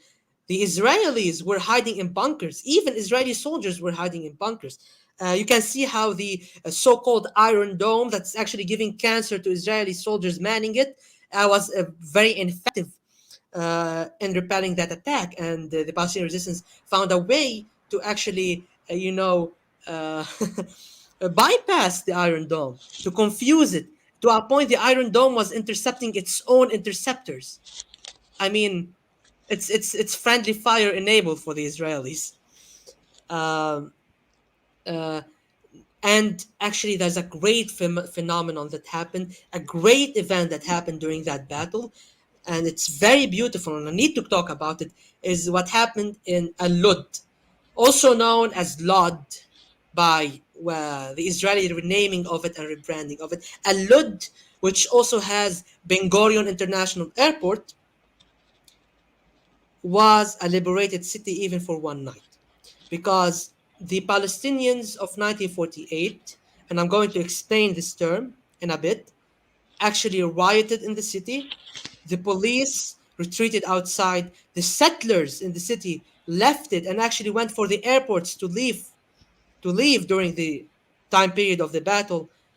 Al-Lud was a liberated Palestinian city, liberated by the actions of the Palestinians of 1948. The Palestinians of 1948 are the Palestinians that remained under occupation, under direct Israeli occupation, for so long, for since ever since 1948, and the so-called state of Israel, in order to bypass uh, giving them Israeli citizenship, they created a new law, a new system for them called the System of the Palestinians of 1948. So on their identification cards, they were written Palestinians of 1948. The Palestinians of 1948 are Palestinians. They're not traitors. They're not collaborators. They're just people who They're were under trapped. occupation. They are trapped. They are experiencing racism on the daily, segregation. There's a lot of tensions going around now between the Israelis and the Arab and the Palestinians of 1948. The state of the And infrastructure in the slums that they cram the Palestinian people inside Israel is an absolute atrocity. Like, you would have thought that they hired people who just didn't have a clue what they were doing on purpose, just so that they would see what the fuck would happen. But the wires are all messed up and mashed up, and it's actually most likely because it's had to have been budge repaired all the time because of the cheap infrastructure that's around the place. The road is barely actually paved properly, and if it is, it's covered in potholes. The houses are deteriorating. Everything is just all against them, and there's nothing much they can do about it other than try and survive. that's it. They're trying to survive. They're fighting back. And people calling it terrorism have no idea what terrorism actually is. But I mean, here's the thing: Terrorism, when the fight comes from the external, these Palestinians inside the nation will stand with the external struggle. That I truly believe. so what's going on right now is that, as you can see, armed resistance works, and armed resistance is a way to achieve peace in the region. Now, you might ask, how is this peace achievable? If the one state solution would never work, if the two-state solution is futile and is heavily flawed, then, and we actually, as a people, and I'm taking it right now from as me, a part of the society that I live in, we refuse the two-state solution. It's just like the one-state solution. It's off the table. Then what is peace? If the only way to peace is armed resistance, and armed resistance means fighting, then what is peace? How can we achieve peace? And here is the what I want to call the crowning of the topic today. So we've said there's no surrender is off the table. Any kind of surrender is off the table, and we have exposed actually what surrender does. It doesn't help economically. It doesn't help the Palestinian people. It only worsens their situation, and it only worsens the situation of the countries that have signed this surrender agreement. There's only one path for peace. And excuse me, I need to take a sip of water. Just one moment.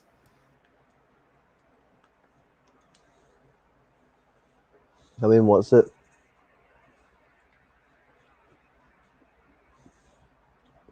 Comes to the way in which the path to peace comes through the absolute achievement of struggle, and Yes. when they get to their point of struggle, they'll decide what solution they want to deal with the situation. It's mostly going to be a one-state solution of Palestine or a reunification of Syria. Yes. So here we have the most likely and the to us as people that believe in resistance, that believe in armed resistance, as a people that resistance has been so ingrained in our existence, in our subconscious and in our conscience, in every level of our life. Our resistance against this reality imposed of us, our resistance against this war imposed of us, our resistance against terrorism inflicted upon us, our resistance against poverty, against sanctions, against corruption, our resistance against occupation. It We as a people believe in the one only option for peace, and it is, and I want to explain this fully, and I want to say this fully. So, Comrade Lumpen, if you have anything to say, please say it right now. No, I can think of. All right, so here we go. The only way for peace and the end of the Arab-Israeli struggle is by the dissolution of the quote unquote state of Israel. Now, hold on, hold on. When I say dissolution, I'm not saying slaughter of every last Israeli, murder them all, crush them, grind them. This is not what I'm talking about. I'm saying the dissolution of the occupation, of the system legitimizing occupation, of this racist segregation going on, of this state that has been founded on a supremacist, racist, anti-religious ideology, which is Zionism. The dissolution of the IDF, the dissolution of Mossad, the dissolution of this state and its structures. And from that dissolution, a new state can be born, a Palestinian state, where the Israelis will not be removed. The Israelis will be allowed to remain. Of course, the settlers will not be allowed. The settlers that hold dual citizenship would be sent back to their countries of origins, such as American settlers, and in the number one British, spot, French, German, Spanish. British. Okay, yes, and I actually want to say this, that the first settler that I really hope gets sent out of the country back to America is Jacob. You know, from that video that went viral of this settler called Jacob moving into a Palestinian house and saying that if I don't take it, then somebody else would take it. It's just how it is. Don't be mad at me. That's that Jacob I'm talking about. That guy is an American. That guy should be sent back to America. Imagine However, having a name Israelis. derived from such a religious fucking namesake and then being such a nice name like that. Because Jacob means like So supplanter. Jacob also means is translated into Yaqub in Arabic. Just fun fact out there to people, The twin of and Assad. even sometimes people out there call it Jacob. I think it's in Yiddish, Well, probably. yeah, because the original one's Hebrew. It's Yaakov. Yeah, yeah. So you see, um, it's the expulsion of settlers back to their countries, and people who only have Israeli citizenship will be allowed to stay. If we're talking about peace over here, they'll be allowed to stay after the dissolution, but they cannot call themselves Israelis. They can call themselves Jews, Palestinian Jews. They can be incorporated into Palestinian society. They can start anew with the Palestinians, Muslims, and Christians, And just join up like with the it rest had of their should Jewish been. brothers as well that are stuck in the struggle. Of course, yeah. Like this was Or what brothers what's and supposed. sisters. So this is the vision that was actually there for us Arabs back in 20s and 30s, that these Jewish refugees coming from Europe would come to us, would come seek refuge in our territories, and we will protect them and welcome them as visitors, as victims of persecution and genocide, and they will stay here. Of course, if they wish to remain here after the persecution is over, then they can integrate with us, because over here we don't care about religion. It's not a war on religion. It's not a fight for religion. Who holds this land? Which religion is the correct religion? This is absurdity. This is propaganda propagated by fascistic media outlets. If these Jewish refugees have stayed in Palestine, and Palestine gained independence from the British. And these Jews decided to remain as part of Palestinian society, as an as adding to the Jewish population in Palestine that already existed. The Jewish population in Palestine Well, have always been there, living there's a peacefully with Muslims and there's a Christians. thing to add about that as well, is that if they had done that, no two-state thing in 45, like they just come there, they've done peacefully, they fuck off with the British, we're just gonna have our own little state together. Everything would have been a custody, and even the European lot would have been welcome because they'd have been welcome on their heritage, and it wouldn't have been seen as settlerism because it would have been seen as a mutual relationship. The Arab people have always been welcoming of Jewish people from Europe. This is the fucking it's just the thing that I'm sorry for cutting in, but it's the thing that really fucking drives my nerves is that the Arab people and the Jews have not, always not just a great relationship, but the Arab people have always been like, come on back home, we got the kettle on.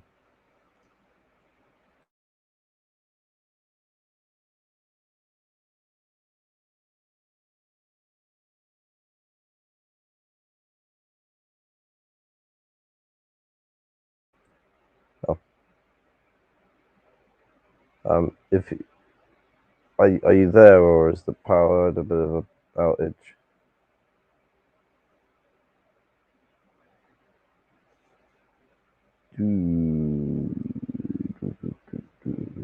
The struggles of being in a third world country that's within a war of occupation. He will be back. I don't know what to take this now. I think I'll just let things settle and sail. This probably got his point tip on his mind, so that when he gets back, he can keep blasting you with the good stuff. Gotta say, fucking, what's it? It's been a pretty good stream so far. Not sure when we'll end up ending, but nice.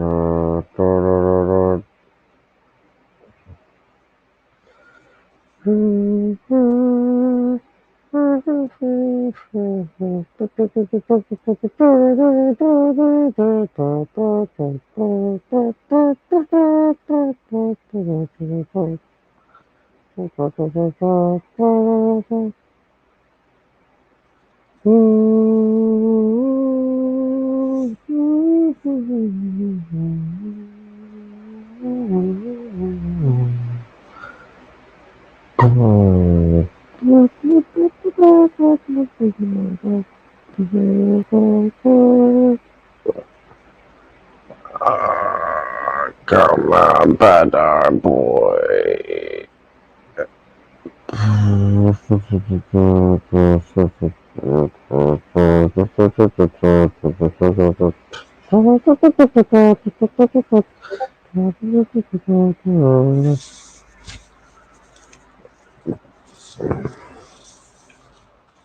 I know what. Yeah, I was right. It was bloody electricity. Oh, bloody zero viewers. Oh, everybody comes. All right, I'm back. I'm back. Sorry, electricity problems. I live in Lebanon. Song had to Gas revive him from shortages. the dead. Gas shortages. Currently, there's no electricity. I really am very thankful for the family for helping me out in this situation. I mean, it was something that I didn't go into as much detail as you, but I did mention that Okay, this is the state of living in hold a on a third second. world country that's occupied. Yes. So what was I saying? Yes. So if these Zionist gangs haven't been formed, haven't been armed, haven't conducted these terrorist attacks on the Palestinian people, on the Arab people, everything wouldn't have been the same way. We could have lived peacefully. We could have lived peacefully in this land together. However, history Just didn't a happen this way, state as and well, not this is two. our vision for peace. as a state, one state. This is our vision of a Palestine where these Jews that came as the descendants of Palestinians, all of this never happened. Of course, wounds would take time to heal. However, I do believe that this future, this peaceful future, we have a chance for it. If the Zionist enemy ends its occupation, ends its brutality, its totalitarianism, its racism, its sectarianism, and its support for sectarianism throughout the Arab world, and if it just stops that, and if these countries in Europe and the West, the United States, all across the world, actually reach this logic that we are talking about, if all the movements of the left, the liberals, the right wing, just stop fighting each other over this and actually surpass this to a more level of what's right and what's wrong, if you want this to happen to your country or not, maybe we can finally have peace, or maybe we can finally have a first step for peace in the region. We are a peaceful people, and I guarantee you, and it's actually the data out there. Arab people, most Arab people, 80% of Arab people don't they have no problem in recognizing Israel if it wasn't for its actions. Now, of course, as I said, recognition would never happen because these actions will never stop. And I guarantee you, the Arab nation, the Arab world would have Well, recognized an here's the thing as Israel in well. Europe. Even if it's stopped, it's too late now. Like It's it'd too be like late. trying to turn around and ask Nazi Germany just stopped its genocide, and everyone's like, oh well, that's okay, we'll keep them about. West Germany was kind of that, but but yeah, you know what I mean. Like Yes, it's too late. It's too late for this. It's too late for just stopping these actions, because racism and segregation has been I mean, it's almost like just a has standard been as hold well. on a It's like second, they've done so hold much. on It's hold like on no a second. point even giving them ground.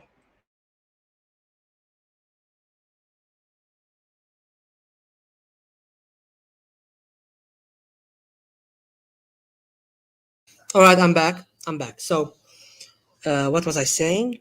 Yes, that we can, because racism and segregation and the idea of Israeli supremacy has been so ingrained in the Israeli citizens, the people holding the Israeli passport, that there's no way to go back like that. Just like there's no way to just accept Israel's existence if it just stops persecution, because this persecution will never happen. You've got children as small as 6 saying, "I want to serve in the IDF, and I hope war starts in Lebanon so I can serve again in Lebanon and bring glory to Israel."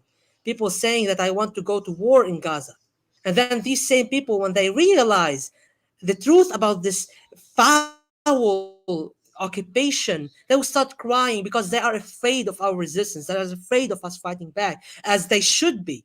Because whenever there's oppression, there's resistance. And oppression should be very scared of resistance. Oppression should end. And with the end of oppression, resistance will end on a victorious note. And this is the only way to achieve peace: the end of oppression, the victory of resistance, and the consolidation of the citizens of Israel as Palestinian Jews, the retreat from all occupied Arab territories, the international recognition of the new Palestinian state that will guarantee the safety of Jewish Palestinians. This is the only path for peace. This is the only possible way that you can see peace happening in our lifetime, or in the lifetime of our children or grandchildren. And resistance will never end until that peace is achieved. Because as much as racism and segregation and this lust for blood has been engraved into Israelis, this love for life and the love for us to stay alive, to not be genocided either by genocide of the flesh or the genocide of culture, the genocide of thoughts, of ideas, the spread of lies. That's ingrained in us. This love of life, this love of resistance, this path that we have took, even though it's a hard path, even though we have sacrificed a lot for it.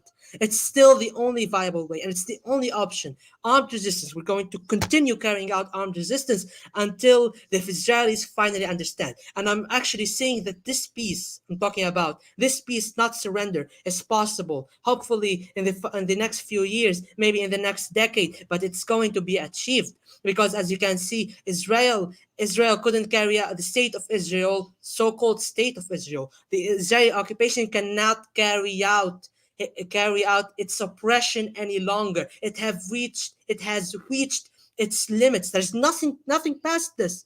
This is it. They've reached their peak and now they're going down. Their society is on the home front. They are against this war because finally armed resistance in Palestine have become very well organized and very well powerful. That if the resistance wishes, it can really deal a very huge blow whenever it wants. But of course, we don't want to kill people. We're not bloodthirsty. We want peace. Well, I mean, And hopefully this peace it comes, comes to what you have to do. soon. It's what we have to do and we will do it no matter what. I mean, I'd relate it to the IRA. Like the IRA, they did bomb attacks, and they used to ring the police Hold on a second. in Britain. Hold on a second, please. No worries. Well, yeah. So the IRA, the police, they would be rang by the IRA when they do bomb attacks in Britain, and they tell them to evacuate this ex-public area or Y public area before it happens, and they just ignore them. And they just ignore them and instead go ahead with the bomb attack. And the People will die. the well, yeah, people will die, and it was an order put in by the Thatcherite government to fucking give the IRA a really bad rep in Britain. I mean, you just still got a bad rep anyway, dropping bombs, but that's sort of one of them. But the Yeah. thing I'd like to get into as well before you move forward is that the thing that you got on about not only was it quite beautiful, but it gets into a thing where similar in the same light of the Black Panther struggle, Marxists really need to look at the Islamic struggle and learn a lot from there. I mean, what you went on about resistance and struggle and pushing on to the end, that's applicable globally. Like people don't understand that's a perfect pattern for struggle, a perfect pattern for pushing forward and Unfortunately, getting yes. what's right. Unfortunately, I mean, it was Engels, I do believe, that wrote that it's like revolution is the most extreme form of political Um, change, and it's an unfortunate comrade, necessity of an ability to push sorry forward. for And interrupting. any form of anti-liberation struggle and anything like national liberation struggle or anything like that comes in the very same zeal of it's one of them where you've got to go for that radical struggle. Yes, There's no other way forward yes. from it. Comrade, I'm sorry for interrupting, but unfortunately my time is up. I cannot really, my situation over here with electricity and the internet connection, so I'll have to leave. I've said most of what I wanted to say, and I'm very honored for this opportunity to speak my mind, to speak our point of view to the world. Hopefully, people would learn a thing or two from this stream. I want to thank you. I want to also thank Comrade Net and the Amaran Network, for having me here today. Hopefully, maybe someday, some other day in the future, we can have a similar discussion on a close topic. But yeah, peace, not surrender. Armed resistance is the only way. Thank you all for having me. Have a good night. It was great having you. Thank you very much. I'll catch you on the flip side, mate. Have a good night. Well, that was a very interesting discussion. Um, I mean, I guess to really close this off, this really comes into the greater yield of anti-colonialist struggle across the globe. It's it it it's struggle that needs to meet an end where it's decolonization. There's no other answer. We need to decolonize the empires. It's the way forward, and those conversations are going to be things I'm going to be bringing up further and further. Palestine is only one conflict. There are so many conflicts around the globe that we need to be speaking about, and there's not enough people talking about them. So, it was a very interesting stream. I fucking hope you all enjoyed it. I hope you all learned a thing or two, although I guarantee you learned more. You went on about a lot of stuff. It was a very interesting stream. I bloody learned a lot of stuff myself that I didn't know. So, you know, absolutely Smack bangaroonie. Have a good night, day, or middle, or whatever the fuck it is for you, comrades. Red salute, and catch you on the flip side. Peace.